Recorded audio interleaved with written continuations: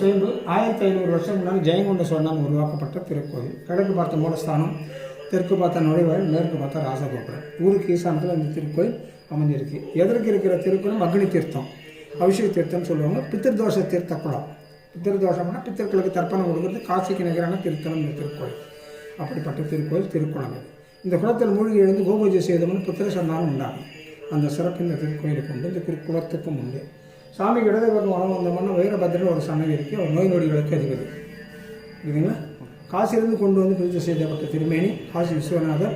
காசிக்கு நிகரான திருத்தலம் என்றதால் அவ்வாறு பெயர் புகழ் இருக்குது. சனிக்கு தனி சன்னதி, சனி பகவானுக்கு. அஷ்டம சனியை தவிர வாக்கு சனி, கண்ட சனி, காத சனி, பாத சனி, இந்த 3 சனி தோஷம் உள்ளவர்கள் எள்ளு விளக்கேற்றி வழிபாடு செய்யலாம். அந்த தோஷங்கள் விலகி போகும். சனி பகவானால் தொல்லை என்ன ஜாதகத்தில் பைரவருக்கு அபிஷேகம் பண்ணுறது, சனிக்கிழமைகள் அபிஷேகம் பண்ணுறது சிறப்பு. இது சாமியோட வரலாறு. அம்பாளுக்கு வலது பக்கத்தால் சாமி இருக்கும், வலது பாதம் முன்னேற்றி வச்ச மாதிரி இருக்கும். அம்பாளுக்கு அமிர்தாம்பிகைன்னு பேர். சுவாமிக்கு ஆவுண்டேசன் திருநாமம். அமிர்தாம்பிகை அம்பாளுக்கு பேர்.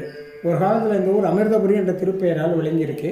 அந்த காலத்தில் ஒரு அந்தனருக்கு இந்த கிராமத்தை நியமனம் பண்ணி கொடுத்துட்டாங்களாம். நியமனம் பண்ணி கொடுத்த பேரை காலப்போக்கில் நியமம் என்பது நியமம்னு மருவி போச்சு. அதான் நியமம் என்ற பொருளுக்கு காரணம். அம்பாளுக்கு ஒவ்வொரு மாதம் பௌர்ணமிகளில் சிறப்பு அபிஷேகம் நடக்கும்.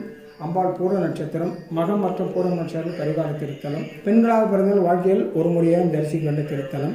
கோ என்று எழுத்து தொடங்கக்கூடிய பெயர்கள் என்பது ஆயுட்கால் முழுவதும் தரிசிக்க வேண்டிய திருத்தலம். கோ என்றால் பசு பூஜை செய்த தலம். அதனால் திருமண தடை நீங்க அம்பிகைக்கு கண்ணாடி வளையல் மாலை வெள்ளிக்கிழமை தோறும் சாத்துவது சிறப்பு திருத்தலம்.